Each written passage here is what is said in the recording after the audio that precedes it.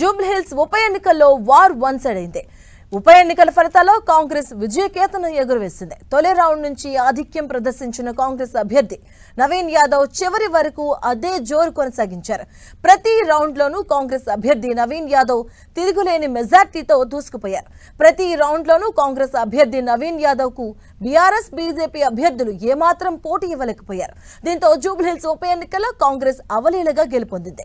CM Revanth Reddy వ్యూహం ఫలించడంతో జూబ్లీహిల్స్ నియోజకవర్గంలో కాంగ్రెస్ జెండా ఎగురవేసింది.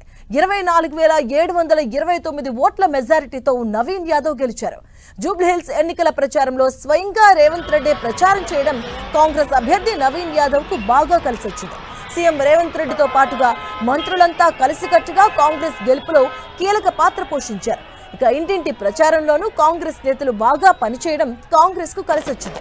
ఇక నవీన్ యాదవ్ స్థానిక నేత అవ్వడం, సామాజిక వర్గం పరంగా చూసినా కూడా బీసీ నేత అవ్వడం కాంగ్రెస్ కు బాగా కలిసొచ్చిన మరో అంశం. అటు ఎంఐఎం పార్టీ కూడా కాంగ్రెస్ కి సపోర్ట్ చేయడం సులువుగా విజయాన్ని సాధించేందుకు దోహదపడింది. మొత్తానికి 3 సార్లు పోటీ చేసి ఓడిపోయిన నవీన్ యాదవ్ 4వసారి తన కలను నెరవేర్చుకున్నారు.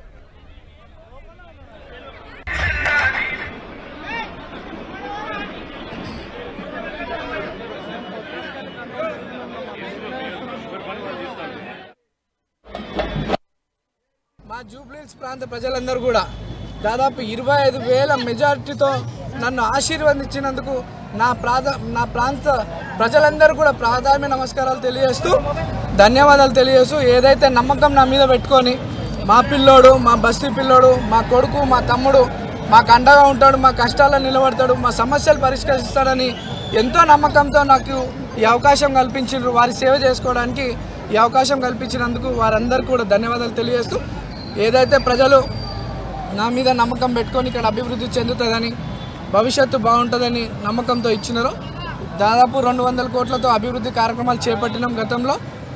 ఇప్పుడు ఈ యొక్క ఇంత మంచి ఆశీర్వదించినారు పెద్దలు ముఖ్యమంత్రి గారి దృష్టికి మా ప్రాంత సమస్యలన్నీ కూడా తీసుకెళ్ళి అన్నీ కూడా శాశ్వత పరిష్కారం చేయడానికి నిరంతరం కృషి చేస్తా. దీన్ని గెలుపండ్రు అందరూ వచ్చి గెలిపించుకున్నది. అది అధిష్టానం అధికారంలో ఉంది కాబట్టి రౌడీజాన్ని చేసి రిగ్గింగ్ చేసి ఎక్కడ రిగ్గింగ్ చేశారు, లోపల ర్యాగింగ్ చేస్తున్నారు. అప్పుడే రౌడీజం స్టార్ట్ అయిపోయింది. ఆల్రెడీ మార్నింగ్ నుంచే స్టార్ట్ అయింది.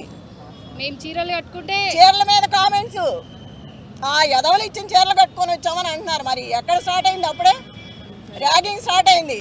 ఆడలేదు మగ లేదు, మహిళలకు ఇట్లాగే చేసేది. గెలిస్తే గెలువు, ఏదో జన్మానికో శివరాత్రి అని గెలిచావు. ఇప్పుడు గోపీనాథ్ ఉన్నంతకాలం మూసుకొని కూర్చున్నావు. గోపీనాథ్ లేకపోయేసరికి బయటకు వచ్చి ఇవాళ నీ ప్రతాపం చూపిస్తున్నావు. నీ గెలిపేం కాదు ఇది, అందరూ కలిసి చేసిన గెలుపు నీకు. అది నీ స్వతహాగా గెలిచింది కాదు. చెప్తున్నాగా నైతికంగా నేను ఎప్పుడో గెలిచిపోయాను. రౌడీ